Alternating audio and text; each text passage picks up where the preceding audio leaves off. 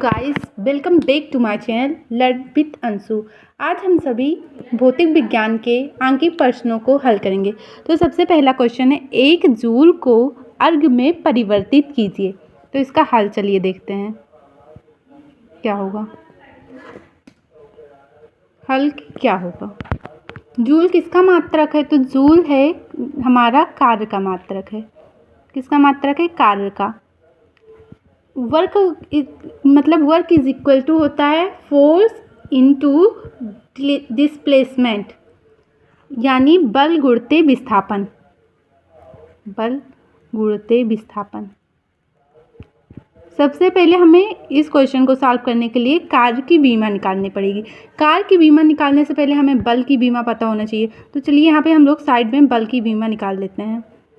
बल की बीमा यहीं पे ऐसे, बल की बीमा।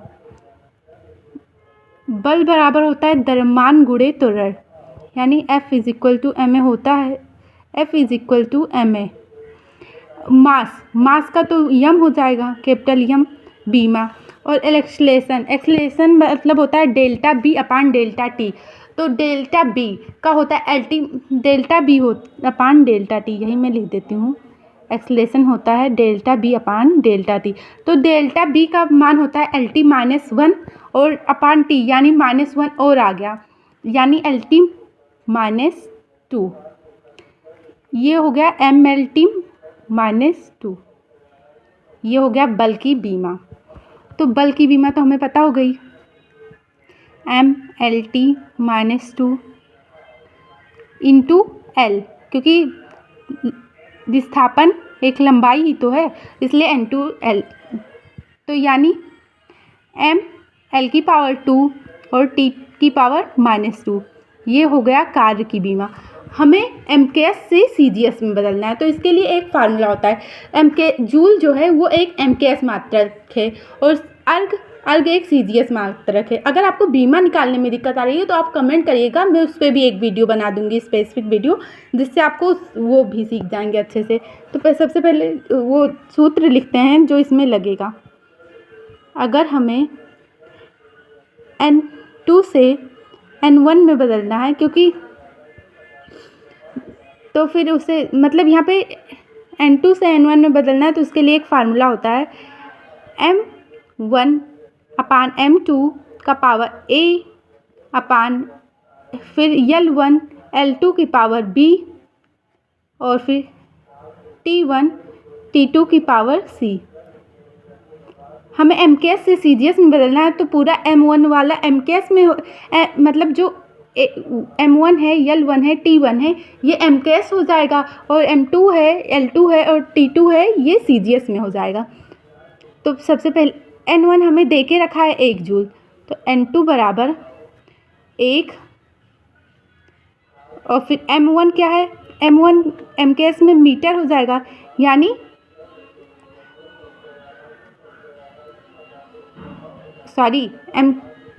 यम मतलब मास मतलब द्रव्यमान को मीटर में थोड़ी ना मापते हैं। मैं देख रही थी मेरी गलती कोई पकड़ता है कि नहीं, पहले आपको कमेंट करना चाहिए कि मैंने गलत बोला। यम मतलब मास को हम किस में तोलते हैं, उसे मापते थोड़ी ना, तोलते हैं किलोग्राम में या ग्राम में। तो इसे किलोग्राम लिखेंगे। नीचे हमें सीजीएस में लिखना है, तो यहाँ पे ग्राम लिखेंगे अपान ग्राम की पावर A। फिर यहाँ पे लिखेंगे L1 मतलब लंबाई, इसे एमकेएस में मीटर में मापते हैं और सीजीएस में सेंटीमीटर में की पावर B, और फिर सेकंड को दोनों में ही सेकंड में मापते हैं की पावर C। अब हम इसे सब ग्राम में चेंज कर लेते हैं, क्योंकि हमें तो सीजीएस में ही ओवरऑल बदलना है ना।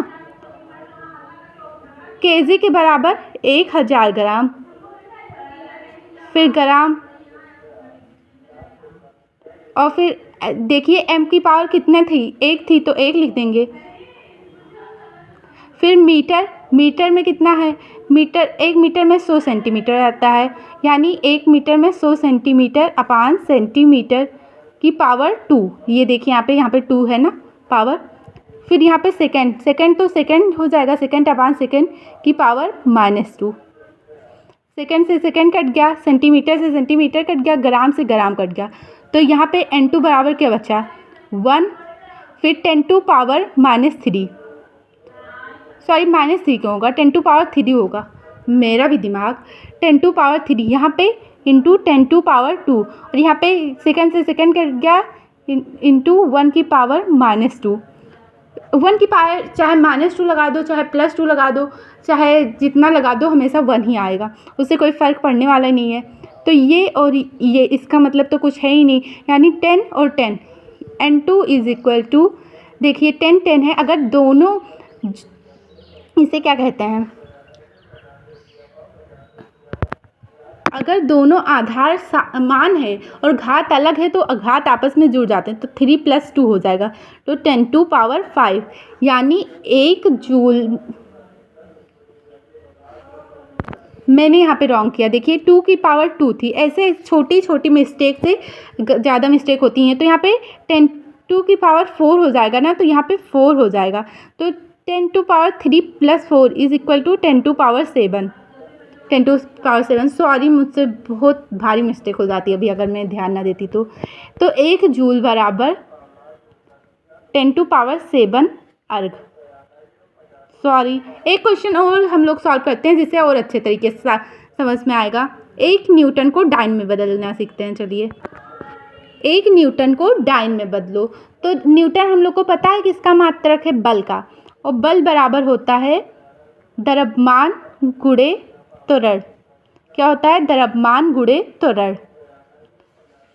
तो यहाँ पे हम लोग बल की बीमा निकाले थे, बल की बीमा F is equal to m है, तो m का m हो जाएगा, a की जो बीमा होती है LT पावर -2, यानी टोटल MLT -2 हो जाएगा। क्या हो जाएगा, ML, सॉरी यहाँ पे मैंने L की जगह क्या बना दिया, LT -2, ये हो गया। देन अब हम लोग फिर से MKS से CGS में बदलना है, वही फार्मूला यूज़ करते हैं। यहाँ पे हम डायरेक्ट करते हैं इस बार, N2 बराबर N1 अपान kg अपान ग्राम की power A upon centimetre, metre upon centimetre. Sorry, MKS में तो लंबाई को मीटर में हम लोग मेज़र करते हैं ना, तो यही अपान पावर B, फिर यहाँ पे क्या होगा, सेकंड अपान सेकंड ही होगा, क्योंकि MKS और CGS में हम दोनों को ही टाइम को सेकंड में ही मेज़र करते हैं, की पावर C। अब यहाँ पे हम लोग इससे इसकी तुलना करते हैं, तो N2 बराबर क्या हो जाएगा, N1 का यहाँ पे मान 1 दिया है तो 1 तो होगा ही, kg को हम लोग ग्राम में बदल लेते हैं, तो यहाँ पे 1000 ग्राम, 1 kg बराबर 1000 ग्राम होता है। m की पावर कितना है, 1, तो यहाँ पे 1 लगा देंगे। मीटर, 1 मीटर में 100 सेंटीमीटर होते हैं, यानी 100 सेंटीमीटर अपान सेंटीमीटर की पावर B, यानी 1 ही है। देखिए यहाँ पे भी L की पावर 1 ही है। सेकंड का सेकंड ही की पावर -2, सेंटीमीटर से सेंटीमीटर कट गया, सेकंड से सेकंड, ग्राम से ग्राम, यानी 10 पावर -3, फिर मैंने बोल दिया गलत, 10 पावर 3 जब अपान में रहता है तो वो ऊपर जाता है, उसका घात तो माइनस में हो जाता है। मैंने यहाँ फिर यहाँ पे क्या होगा, मल्टीप्लाई में 10 पावर 2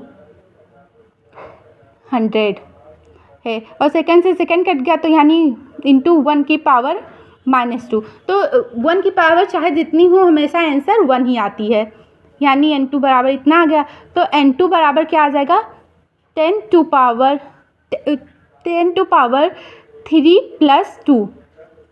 मैंने बताया था आधार अगर सेम होते हैं तो घात जुड़ जाते हैं। तो N2 बराबर 10 पावर 5, यानी 1 न्यूटन कितने डाइन के बराबर होता है, 1 न्यूटन 10 पावर 5 डाइन के बराबर होता है। देखो ये न्यूटन है जो MKS मात्रक है, MKS यूनिट है, और डाइन जो है वो CGS यूनिट है। धन्यवाद गाइस, मैं आशा करती हूँ आपको मेरे चैनल से कुछ नया सीखने को ज़रूर मिला होगा। अगर मुझसे कोई गलती होती है तो उसके लिए मैं क्षमा प्रार्थी हूँ।